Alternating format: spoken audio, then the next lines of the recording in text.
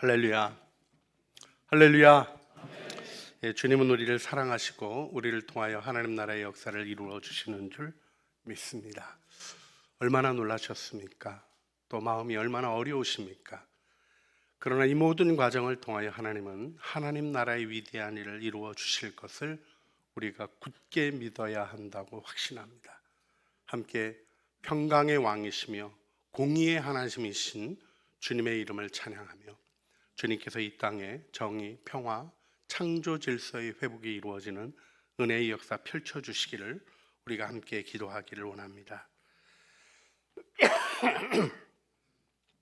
우리 대림절에 초를 켜죠. 첫 번째 초는 소망을 상징합니다. 메시아의 오심에 대한 소망을 일깨우는 불을 붙입니다. 세 번째 초는 기쁨을, 네 번째 초는 사랑을 기념합니다. 그런데 오늘 켠 두 번째 초는 평화와 하나님과의 화해를 기념합니다. 평화, 우리에게 너무 절박한 주제입니다. 하나님이 오늘 예배드리는 모든 사랑하는 식구들 안에 넘치는 평화를 축복하여 주시고 하나님의 샬롬이 이루어지는 영광이 이 땅 안에 나타나기를 우리 같이 함께 기도해 가기를 원합니다.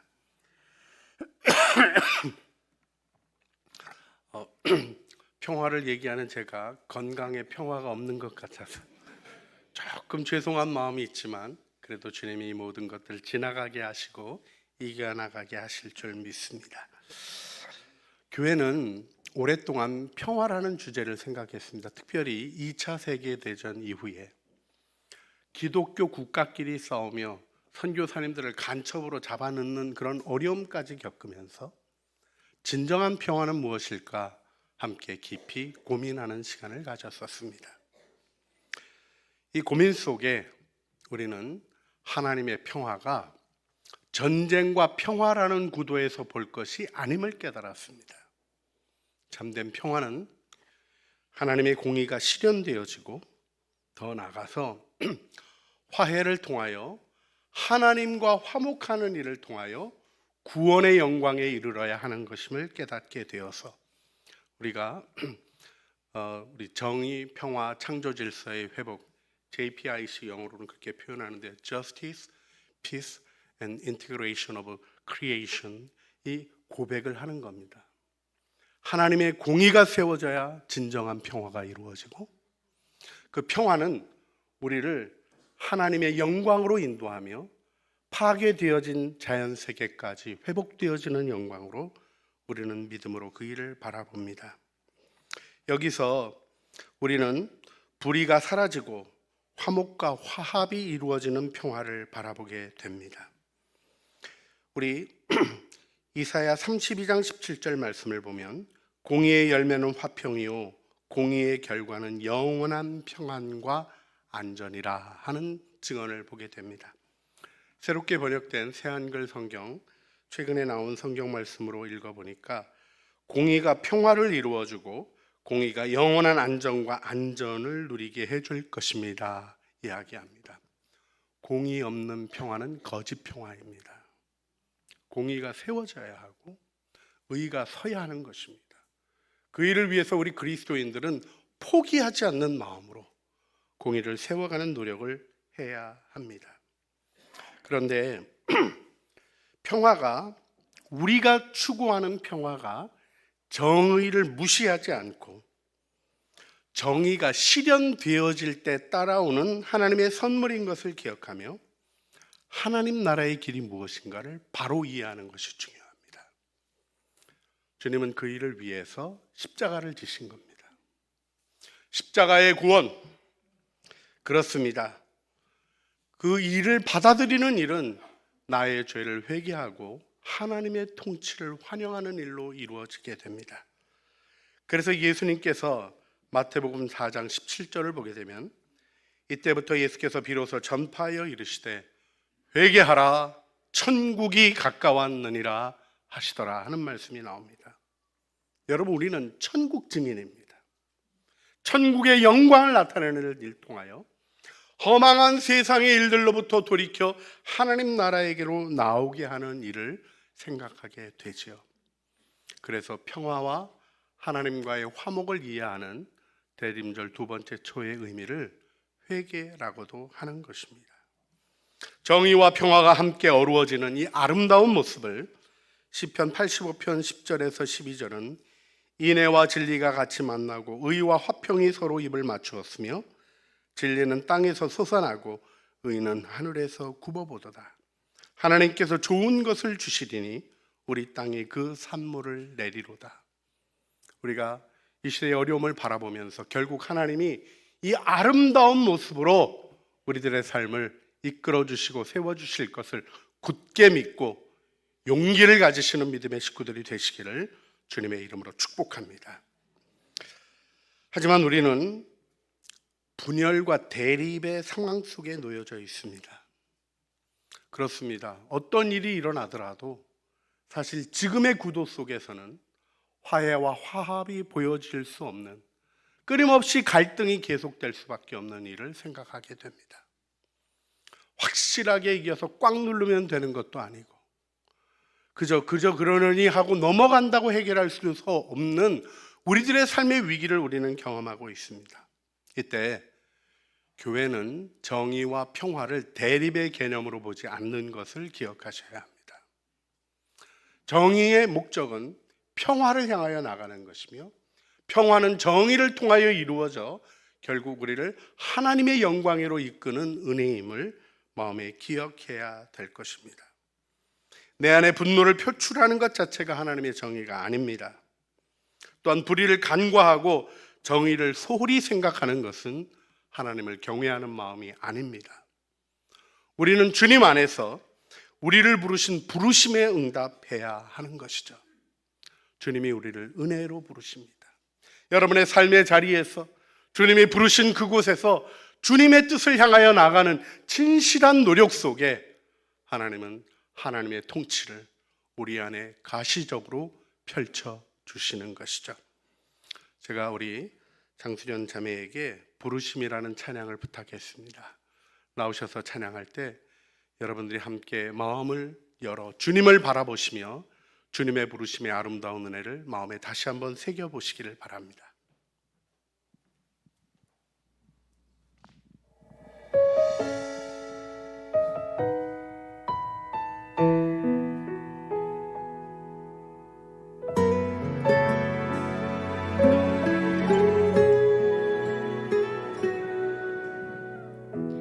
내게 말씀하신 곳 아버지의 마음 향하신 그곳에서 예배합니다. 찬양합니다. 그곳에서 그 땅을 만드신 분을 성령의 바람 나의 눈을 적시는 내 노래 주를 예배하네. 하늘 가득히 주의 영광 선포되는 주님 그 땅 회복시키시네. 나의 노래가 주를 향한 예배가 그 땅을 회복시키네. 생수의 강이 넘치네. 가라 하시네. 주님 명하신 그곳 내겐 두려움 전혀 없네. 성령이 나를 인도하네.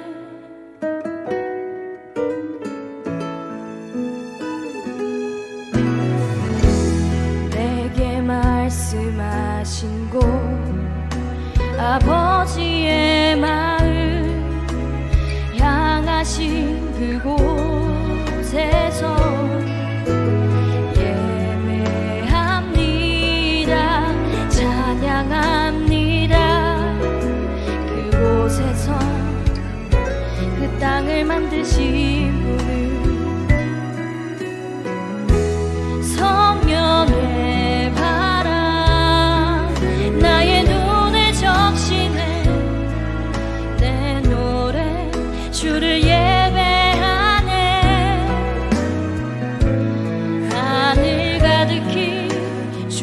주의 영광 선포되네. 주님 그 땅 회복시키시네. 나의 노래가 주를 향한 예배가 그 땅을 회복시키네. 생수의 강이 넘치네. 가라 하시네. 주님 명하신 그곳 내겐 두려움 전혀 없네. 성령이 나를 인도하네. 하늘의 능력이 내 몸을 적시네. 주의 나라와 영광 나를 통해 일으키시네. 나의 노래가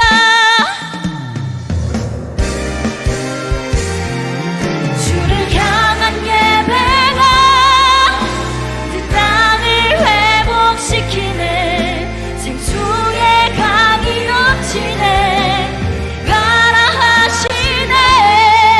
주님 명하신 그곳 내겐 두려움 전혀 없네. 성령이 나를 인도하네. 나의 노래가 주를 향한 예배가 그 땅을 회복시키네. 생수의 강이 넘치네. 가라 하시네. 주님 명하신 그곳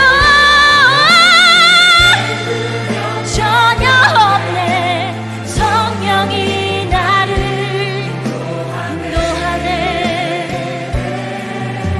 내겐 두려움 전혀 없네. 성령이 나를 인도하네.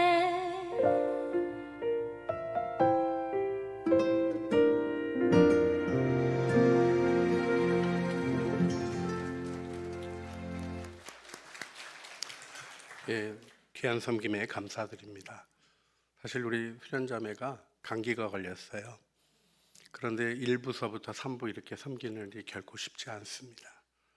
하지만 주님 바라보며 부르심의 자리에 서며 부르심을 노래하니까 우리의 마음이 더 힘을 얻게 되는 것 같습니다.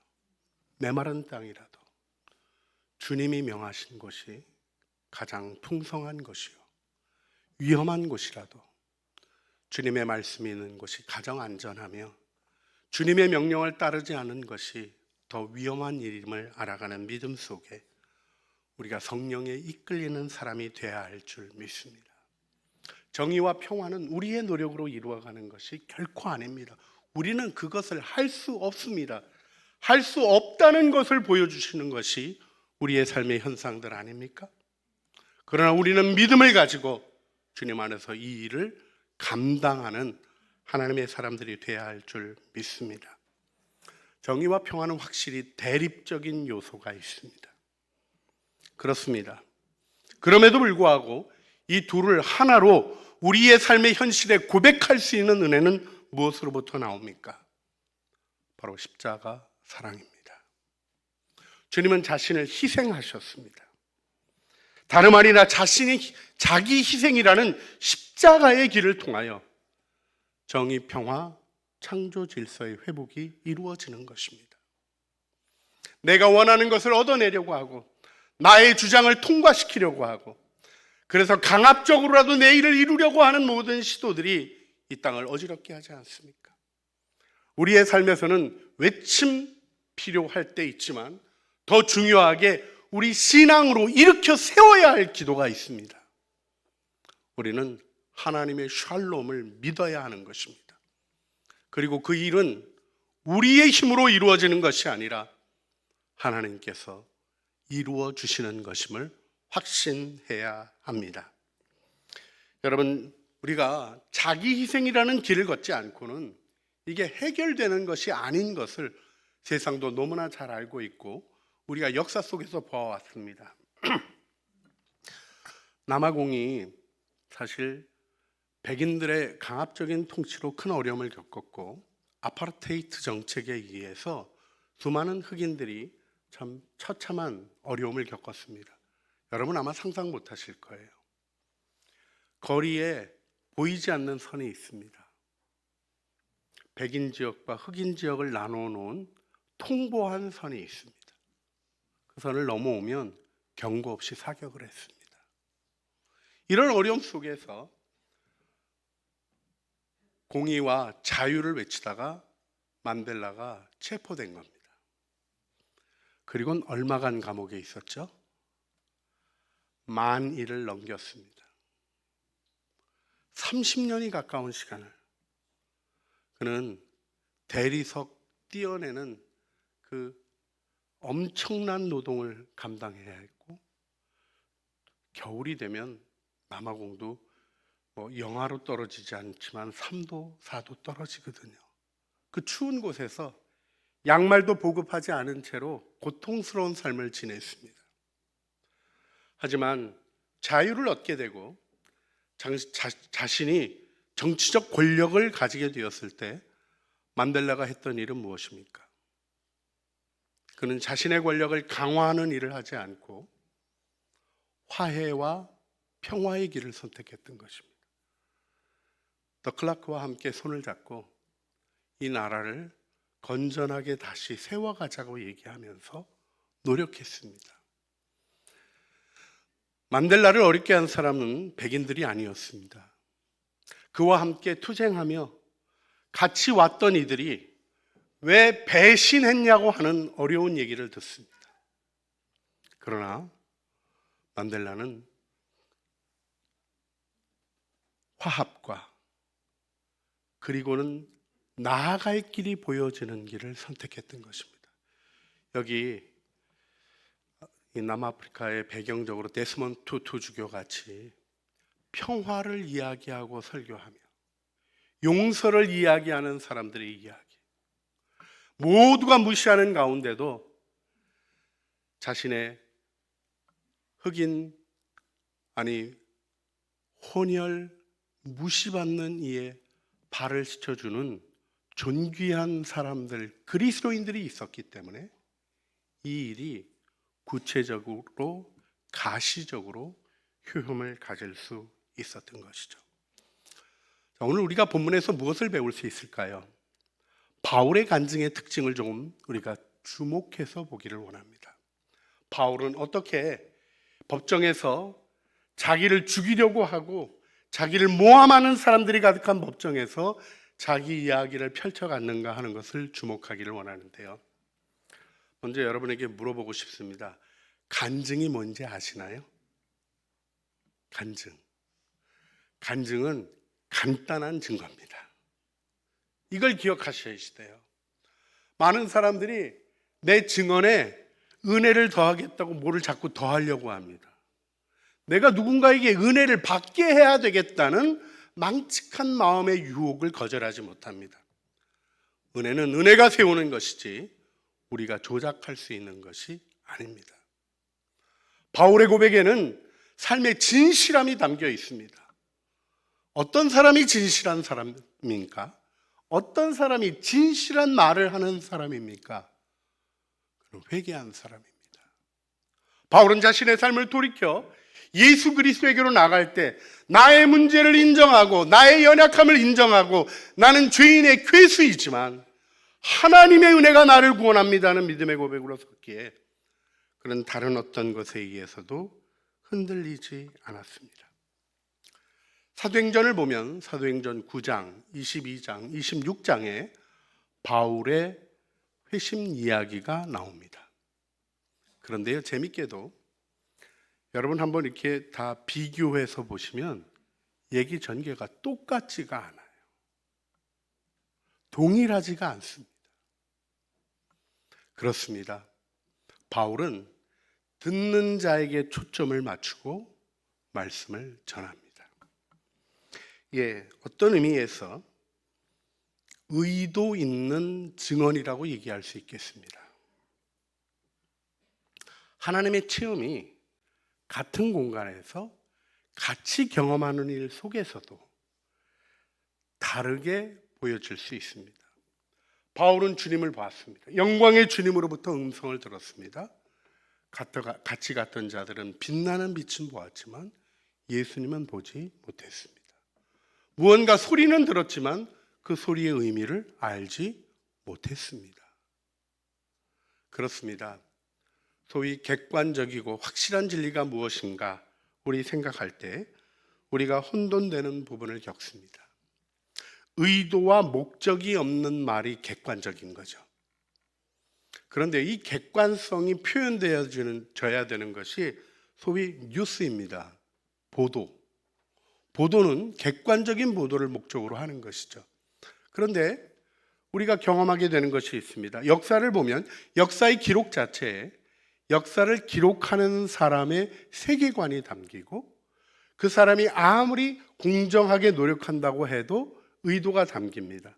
그래서 우리 뉴스 보게 되면 이쪽 저쪽 똑같은 말을 놓고 이 말 저 말 하는 거에 대한 이야기들을 하죠. 저는 너무 어려워요. 이 뭐가 맞는 말인지 솔직하게 잘 모르겠어요. 제가 귀가 얇아가지고요. 이 말 들으면 이 말 맞는 것 같고 저 말 들으면 저 말 맞는 것 같고 그렇습니다. 저는 솔직히 제 연약함을 고백합니다. 그런데요, 하나 분명한 것이 있습니다. 모든 말에는 의도가 있다는 거죠. 저도 지금 하나님이 주시는 무언가 마음을 가지고 여러분에게 나누고 있는 중입니다. 우리 그리스도인의 삶에 꼭 있어야 될 것이 무엇인가를 여러분에게 나누고 있는 중입니다. 의도를 가진다 하고 얘기할 때 의도적으로 꾸며 만드는 자기의 이익을 추구하는 거짓말 얘기를 하는 게 아니지 않습니까? 그렇습니다. 바울은 분명한 의도를 가지고 있습니다. 무슨 의도를 가지고 있습니까? 오늘 26장에서 아그리빠가 회개하기를 원하는 의도를 가지고 있습니다. 여러분 생각해 보시길 바랍니다. 죄수 하나가 나와서 엄위한 권위를 가진 사람들에게 둘러싸인 채로 내 말을 하라고 할 때 바울이 거짓됨 없이 선한 양심의 증언으로 하나님 앞에서 자신이 체험한 하나님을 증언합니다. 그리고 그 일이 그냥 이루어진 것이 아니라 성경의 예언을 따라 이루어진 것을 선포합니다. 사실 복음을 알지 못하고 성경도 알지 못하고 불의한 권력에 익숙했던 로마의 총독 베스도는 바울 보고 미쳤다고 얘기합니다. 그러나 아그리빠, 말씀을 조금이라도 알고 있었던 사람, 예수 그리스도의 사건에 대해서 조금이라도 이해하고 있었던, 아니 이해라기보다는 그 사건들에 대한 얘기들을 들어왔던 아그리빠 입장에서는 어떤 일을 겪었습니까? 26장 28절 말씀이죠. 아그리빠가 바울에게 이르되 내가 적은 말로 나를 권하여 그리스도인이 되게 하려 하는도다. 여러분, 이 말을 지금 죄인 앞에서 왕이 할 말이라고 생각하십니까? 자기가 지금 설득되고 있고 나 네 말 이제 더 안 듣겠다, 짧은 말 듣고 내가 그리스도인이 됐다는 그런 얘기는 듣고 싶지 않다라는 얘기를 하는 거예요. 그는 강력한 권고를 받고 있습니다. 그렇습니다. 진실한 증언이 능력이 있는 것입니다. 우리의 삶에 어떤 다른 것이 아니라 뭐 세력을 모으고 말의 논리를 세우고 증거를 대고, 아니요, 우리의 선한 양심으로부터 맑고 밝게 이야기하는 삶의 얘기가 세상을 뒤흔들며 하나님께로 가게 하는 것임을 성경에 보여주고 계십니다. 이때 다시 한번 기억하셔야 됩니다. 바울은 자신을 죽이려고 하는 사람들의 고발 속에 있습니다. 그런데요, 바울이 한마디도 자기에 대한 변호를 하지 않습니다. 하나님 얘기를 할 때, 하나님이 나에게 나타나신 얘기를 할 때, 나 죄 안 지었거든요, 저는 이런 체험한 사람입니다, 이런 얘기하지 않습니다. 오직 하나님이 내게 이루셨던 일을 이야기합니다. 그런데 또 하나 주목하셔야 될 것이 있습니다. 바울은 대상을 사랑합니다. 아그리빠가 구원을 얻기를 원합니다. 아니, 무엇이라고 얘기했습니까? 바울이 명확하게 표현한 것은 모두가 다 그렇게 되기를 원한다는 말이죠. 26장 29절 말씀, 바울이 이르되 말이 적으나 많으나 당신뿐 아니라 오늘 내 말을 듣는 모든 사람도 다 이렇게 결박된 것 외에는 나와 같이 되기를 원하나이다. 할렐루야. 이것이 신앙의 비밀입니다. 바울은 십자가의 길을 가고 자기 변호하지 않고 고난을 감당하면서 복음을 전하는 일을 하는데, 이 일이 모두가 다 받았으면 좋을 축복이라고 영광의 비전을 가지고 있는 것이죠. 여러분, 우리가 예수 그리스도 믿고 진실한 말 하면서 때로는 억울한 일을 당하고 억울함을 참고 주님을 섬겨가는 모든 일들은 주님이 아십니다. 그리고 그 일을 심판하시고 평가하시고 측량하시고 구별하셔서 축복하시는 하나님의 은혜를 굳게 믿어야 하는 것입니다. 그래서 바울은 자신을 본받으라고 얘기합니다. 여러분 어떠세요? 여러분 저를 본받으세요 하면 조금 따라서 얘기해 주실 의향이 있으십니까? 쉽지 않아요. 저도 저의 문제를 너무나 많이 알기 때문에 저 본받으세요 하는 얘기 차마 못합니다. 그러나 바울은 담대히 이야기를 합니다. 왜요? 특별났기 때문에요. 본받으라 하는 이야기는 우리 모든 그리스도인들에게 있는 중심이어야 합니다. 예수 믿어야 합니다. 나는 그 믿음 속에 구원을 경험했습니다. 나는 그 믿음 속에 하나님의 의를 경험했습니다. 나는 그 믿음 속에 영원한 나라의 영광을 보았습니다. 당신도 그렇게 되기를 원합니다. 이 고백은 우리 모두의 고백이어야만 하는 것입니다. 우리가 그리스도의 제자로 우리를 훈련하고 우리의 삶을 세우면서 배우고 확신한 일에 들어가자는 내일의 표어 속에서도, 내년의 표어 속에서도 우리는 이 일을 함께 이루어 가기를 간절히 소원하게 됩니다. 사도 바울은 오늘 26장 18절에서 그의 눈을 뜨게 하여 어둠에서 빛으로 사단의 권세에서 하나님께로 돌아오게 하고 주의 삶과 나를 믿어 거룩하게 된 무리 가운데 기업을 얻게 하리라 하더이다 하는 아름다운 26장 18절의 고백을 하고 있습니다. 근데 여러분 어떻습니까? 어둠에서 빛으로, 지금 바울이 어둠에 있습니까? 빛 가운데 있습니까? 현실은 불의한 벨릭스에 의해서 뇌물 요구하느라고 2년이나 죄도 정하지 않고 구류를 당하고 있습니다. 베스도도 유대인들의 요구를 따라 자신을 죽을 자리에 내모는 일인 줄 알면서도 그 일을 권고하려고 했습니다. 그래서 가이사께 호소한다고 그가 할 수 있는 최선의 방법으로 그 일을 막아냈던 것입니다. 결코 바울은 환한 빛 가운데 편안한 데 있지 않습니다. 그러나 그는 빛 가운데 자기가 옮겨졌다고 고백합니다. 하늘의 영광을 볼 때, 우리가 믿음을 통하여 하나님의 은혜를 굳게 확신할 때, 우리는 이 세상의 두려움, 불안, 염려를 넘어서서 우리를 통치하시는 하나님의 영광을 보는 것입니다. 이 시대 우리는 그 믿음으로 서야 할 줄 믿습니다. 여러분, 지금 바울이 여기서 한 가지 더 주목하셔야 될 게 있어요. 아그리빠에게 이 얘기하고 있는 거예요. 아그리빠가 누굽니까? 오늘 본문의 아그리빠는요, 헤롯 아그리빠 2세예요. 아버지가 헤롯 아그리빠 1세입니다. 헤롯 아그리빠 1세가 뭐를 했죠? 사도행전에 보게 되면 헤롯 아그리빠 1세는 야고보를 칼로 죽였습니다. 사도 야고보를 죽인 사람이 바로 지금 눈앞에 있는 아그리빠의 아버지예요. 한마디로 얘기하자면 교회의 원수입니다. 베드로를 죽이려고 했고 교회를 박해하는 일을 진행했던 사람이 바로 헤롯 집안입니다. 세례자 요한의 목을 베었고 진실한 일들을 권력으로 묻어버리려고 했던 악한 아그리빠가 눈앞에 있습니다. 그런데 바울은 그 영혼의 구원을 사모함으로 그에게 진실하게 고백합니다. 나도 가시채를 뒷발질하는 사람이었습니다. 주님이 제게 그것을 보여주셨습니다. 그 얘기를 합니다. 우리나라가 훨씬 좋은 것 같아요. 우리 몰 때 이려 하면서 이렇게 땡겨서 모는데 이스라엘은 찔러서 몰아요. 이렇게 긴 가시채로 뾰족한 걸로 찔러서 소를 몹니다. 근데 그 모는 가는 방향을 미러하는 그 가시채를 뒷발로 찼다는 거죠.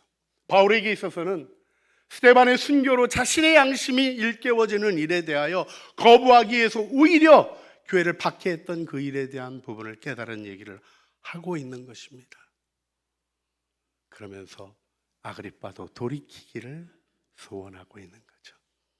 그렇습니다. 자기 희생 속에 있는 사랑이 권력자 아그리빠가 자기가 권고함을 받고 그리스도인이 돼야 하는 것이 아닌가 하는 두려움 속에서 나 안 할래 하는 대답을 했던 그 일을 나타냈던 것입니다. 우리의 증언이 세상을 변화시킵니다. 우리는 이 세상을 살아가지만 영원한 나라에 잇대어 있는 영광으로 하나님의 뜻을 이룰 수 있는 줄 믿습니다. 그래서 우리가 이 시간 함께 기도하기를 원합니다.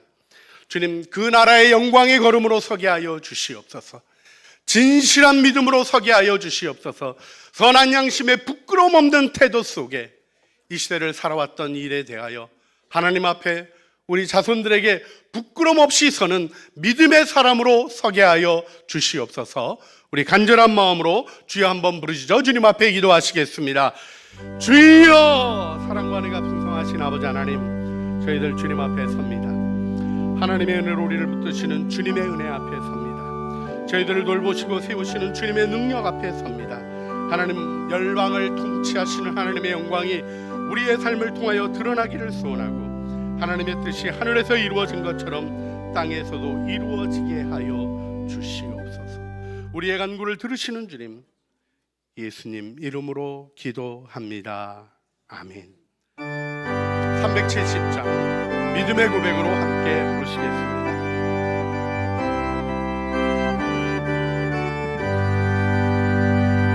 주 안에 있는 나에게 딴 근심이 있으랴. 십자가 밑에 나아가 내 짐을 풀었네. 주님을 찬송하면서 할렐루야 할렐루야. 내 앞길 멀고 험해도 나 주님만 따라가리. 그 두려움이 변하여 내 기도 되었고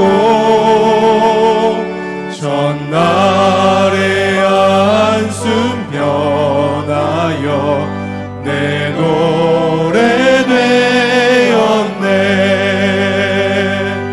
주님을 찬송하면서 할렐루야 할렐루야. 내 앞길 멀고 험해도 나 주님만 따라가리. 내 주는 자비하셔서 늘 함께 계시고 내 궁핍함을 아시고 늘 채워주시네. 주님을 찬송하면서 할렐루야 할렐루야. 내 앞길 멀고 험해도 나 주님만 따라가리. 내 주와 맺은 언약은 영불변하시니 그 나라 가기까지는 늘 보호하시네.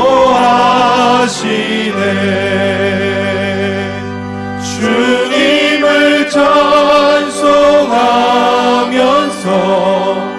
할렐루야 할렐루야 내 앞길 멀고 험해도 나 주님만 따라가리.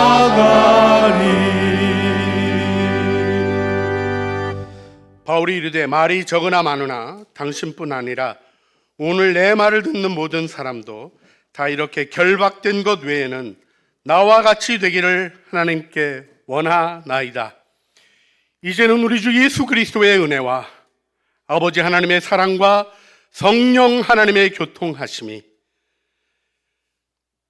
주님이 주시는 믿음 안에 진실한 증인으로 서고자 하는 사랑하는 죄의 자녀들 머리머리 위에와 은혜로 주신 가족 식구들 가운데 이제와 영원 무궁토록 함께 있어지이다. 아멘.